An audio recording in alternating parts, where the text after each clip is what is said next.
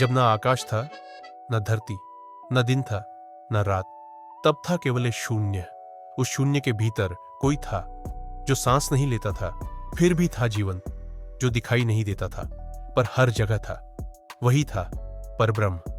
एक दिन उस परब्रह्म की इच्छा हुई, मैं एक हूं, मैं अनेक बनना चाहता हूं। और फिर एक दिव्य प्रकाश फूटा, तेज इतना प्रचंड कि कल्पना भी जल जाए। उस प्रकाश से प्रकट हुआ शिव तत्व। शिव न पुरुष थे न स्त्री, वो न जन्मे न मरे, वो न आदि है न अंत। शिव थे केवल तत्व, जो सृष्टि के पहले भी थे और महाप्रलय के बाद भी रहेंगे। जब समय नहीं था तब भी शिव थे, मृत्यु भी नहीं थी तब भी शिव थे। शिव का जन्म कभी हुआ ही नहीं। वे अजन्मा है, वे स्वयंभू है, वे सनातन सत्य है। और यही है वो रहस्य जिससे ब्रह्मांड का आरंभ हुआ और समय की घड़ी चल पड़ी। ब्रह्मांड की रचना प्रारंभ हो चुकी थी, लेकिन कुछ था जो अब भी अधूरा था। ब्रह्मा सृष्टिकर्ता बने, विष्णु पालन करता, पर कौन होगा संहार करता, कौन लाएगा संतुलन? ब्रह्मा जी ध्यान में लीन हुए। उन्होंने आकाश की ऊंचाई से भी ऊपर ध्यान लगाया। तभी एक अद्भुत अग्नि प्रकट हुई, एक लिंग की तरह, जिसकी कोई ऊंचाई नहीं, कोई गहराई नहीं। वह अग्नि जला रही थी, सब कुछ भस्म हो रहा था। और फिर उसी अग्निलिंग से प्रकट हुए वो, जिनका कोई प्रारंभ नहीं, कोई अंत नहीं। महादेव शिव, 3 नेत्रों वाले, जटा में गंगा समाहित, कंठ में हलाहल विष लिए, शरीर पर भस्म रमाए। उनका रुद्र रूप देखकर ब्रह्मा विष्णु भी कांप उठे। शिव ने कोई गर्भ से जन्म नहीं लिया, उन्हें किसी ने जन्म नहीं दिया। वे स्वयं अग्नि से प्रकट हुए, ज्योतिर्लिंग से। वे न पुरुष है न स्त्री, वे है परम तत्व, जो जब चाहे साकार हो जाएं और जब चाहे निराकार बन जाएं। वो है संहार के अधिपति, लेकिन भीतर से पूर्ण करुणा। यही है शिव, निराकार से साकार, अग्नि से प्रकट, स्वयं सिद्ध और सनातन। सृष्टि बन चुकी थी। ब्रह्मा सृजन कर रहे थे, विष्णु पालन कर रहे थे, लेकिन अहंकार जन्म लेने लगा था। ब्रह्मा बोले, मैं ही श्रेष्ठ हूं क्योंकि मैं रचता हूं। विष्णु मुस्कुराए, लेकिन बिना पालन के रचना व्यर्थ है, इसलिए मैं श्रेष्ठ हूं। विवाद बढ़ा, ब्रह्मांड कांप उठा, देवता चिंतित हो गए। तभी अचानक आकाश में एक अग्निलिंग प्रकट हुआ। उसकी ऊंचाई का कोई छोर न था, उसकी गहराई का कोई अंत न था। ब्रह्मा बोले, मैं इसके अंत तक पहुंचूंगा, और वह हंस का रूप लेकर ऊपर उड़ चले। विष्णु बोले, मैं इसकी जड़ खोजूंगा, और वह वराह बनकर नीचे उतर गए।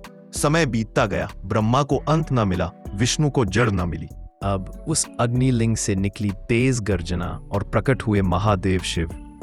त्रिनेत्रधारी, रुद्र स्वरूप, भस्मधारी शिव बोले, जिसका आदि अंत नहीं, वही सत्य है, और वह मैं हूं। तुम दोनों मेरे अंश हो, पर मैं स्वयं परम तत्व हूं। ब्रह्मा और विष्णु नतमस्तक हो गए। उस दिन से अग्निलिंग ज्योतिर्लिंग कहलाया, और यह सिद्ध हुआ कि शिव केवल देव नहीं, वो स्वयं ब्रह्म है, जो हर अहंकार को राख बना सकते हैं। यही शिव की तीसरी आंख का अर्थ है, सत्य का दर्शन और झूठ का अंत।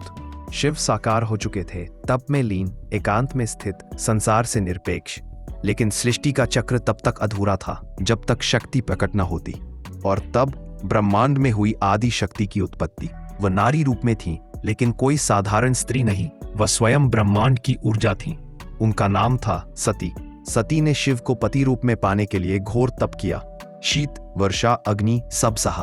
कई कल्प बीत गए, पर शिव समाधि में थे। और तब शिव की चेतना हिली, उनके त्रिनेत्र खुले, और उन्होंने देखा स्वयं ब्रह्मांड की शक्ति उनके सामने खड़ी है, उनकी अर्धांगिनी बनने को तैयार। शिव मुस्कुराए और स्वीकृति दी।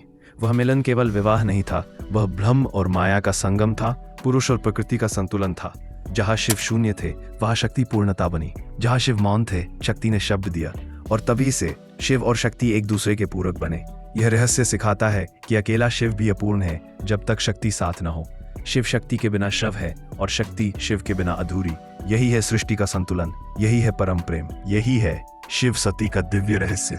शिव और सती का मिलन ब्रह्मांड में संतुलन लेकर आया, पर हर प्रेम को समय की अग्नि परीक्षा देनी होती है। सती के पिता दक्ष प्रजापति शिव को पसंद नहीं करते थे। उन्हें लगा, ये जटाधारी, भस्मधारी अघोरी मेरी बेटी के योग्य नहीं। और फिर दक्ष ने एक विशाल यज्ञ रचाया। सभी देवता आमंत्रित हुए, लेकिन शिव और सती को आमंत्रण नहीं मिला। सती ने फिर भी जाने की इच्छा जताई।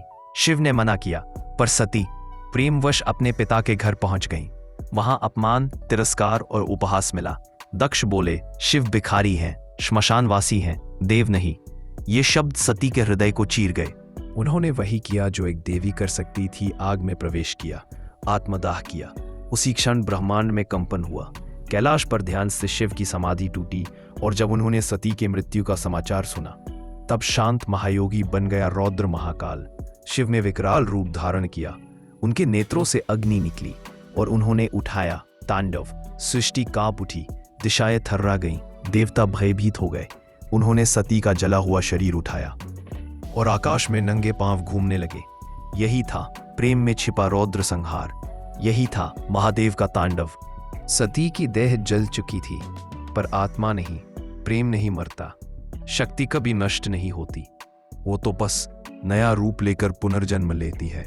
वर्षों बाद हिमालय के घर जन्मी एक कन्या, शांत, सौम्य और तेजस्विनी। उसका नाम था पार्वती। बचपन से ही पार्वती को एक ध्यानस्थ योगी की छवि आकर्षित करती थी। एक अजीब सा बंधन था उस योगी से, जैसे आत्मा से आत्मा जुड़ गई हो। वो योगी कोई और नहीं, महादेव शिव थे।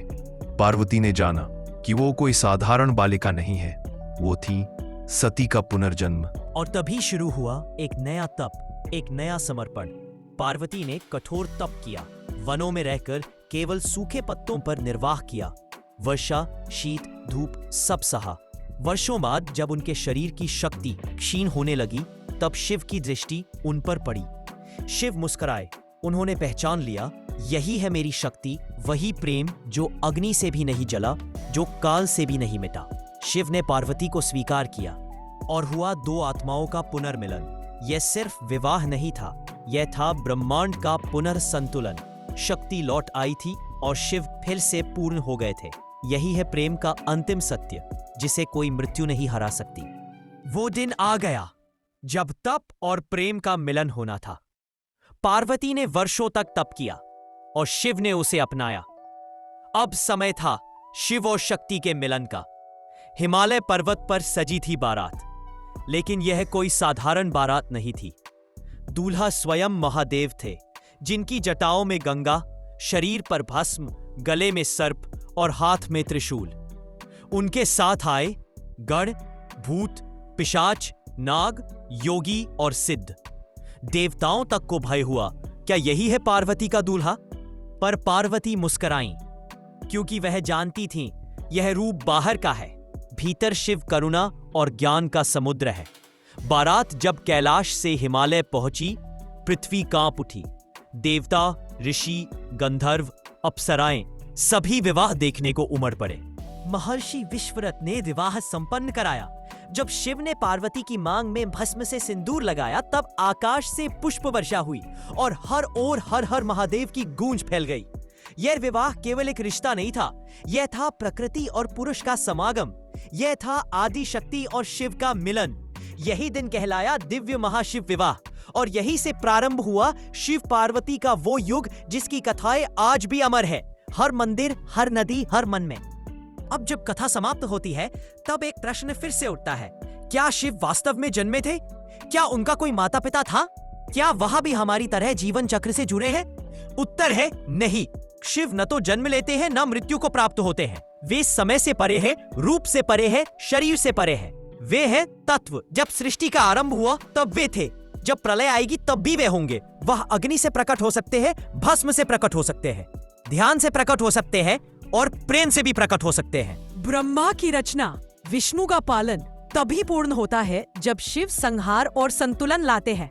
शिव केवल तांडव नहीं है, वे ध्यान भी है, वे संहार भी है और करुणा भी। इसीलिए उन्हें कहते हैं महादेव। न जन्मे, न मरे, न प्रारंभ, न अंत। वे है शिव, शून्य में व्याप्त, सब में विद्यमान और सब कुछ के परे।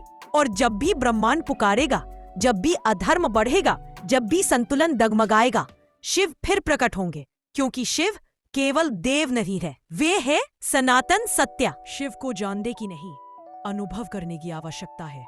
वो जब आपके भीतर प्रकट हो, तभी आप जान पाते हैं कौन है महादेव। अनुभव की गहराई और आवाज की ठहराव, हर कहानी में वो असर जो दिल तक पहुंच जाए। सुनिए, महसूस कीजिए।